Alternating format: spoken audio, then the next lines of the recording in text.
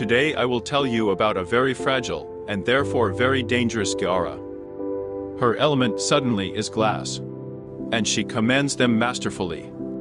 While standing in light, Gara's glass body has a chance to blind enemies. The first ability, Shattered Lash, can pierce through enemies or swipe them to the side, dealing slash damage. The second ability, Splinter Storm, shatters the glass decorations on her, turning them into a hurricane of glass shards that both protect Gara and slash at nearby enemies. The third ability, Spectrorage, places enemies in a room of distorting mirrors. Not really liked by those who got there, and they begin to shoot mirrors, causing damage to themselves. Particularly persistent, who can break the mirrors, will receive additional damage. And the ultimate ability, Mass Vitrify, creates a glass barrier around Gara. Enemies that get inside during the cast will go glassy, and those left outside will attempt to break through, breaking segment by segment of the glass wall. But the most interesting thing is that Gara can break this wall herself using the first ability. If Splinter Storm is active while Gara is close to a glass wall, then half of her breaking damage is instantly added to Splinter Storm's damage. And the very use of Mass Vitrify refreshes the duration of Splinter Storm. The features of Gara do not end there. Her first ability is affected by mods set to melee weapons. The weapon itself is not important, and you can take almost any. The main thing to understand: we care about the damage. No crit chance, no status chance, no attack speed, no combo counter. None of this matters. My choice fell on Idun, as there is a unique mod for the spear that increases damage by 90%. You can also replace it with faction damage. I just prefer versatility. We figured out the melee weapons, let's move on to the main one. It's also your choice here. For variety I chose Nataruk, but you are free to choose any other, which is able to withstand enemies on steelpath, of course. Exactly like a secondary weapon, but for one and a companion. Now let's go directly to Gara. First of all, I installed these shards.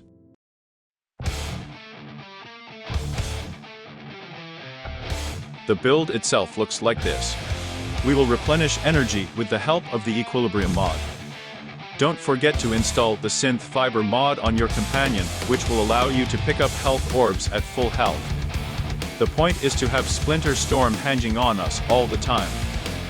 We will update its timer with the fourth ability. It is not necessary to wait for the end of the application, you can press the ability button again to stop the effect. Next, we break the glass wall of our Shattered Lash, adding damage to our armor. We repeat the sequence when Splinter Storm comes to an end. Pretty soon all but the most heavily armored around you will be dropping dead as soon as you approach them. The Nourish ability, which replaced Spectrorage, helps inflicting viral status on enemies, so don't forget to renew it as well. There may be situations when, for one reason or another, Splinter Storm ends. It's a shame, but it's okay, since it will be easier to get enough damage again than at the beginning, since Malt Augmented is installed. And it is for such moments that we need a weapon that is still capable of somehow picking the enemy in order to get health or energy orb. However, Splinter Storm's effect and damage is not interrupted by Violence's abilities.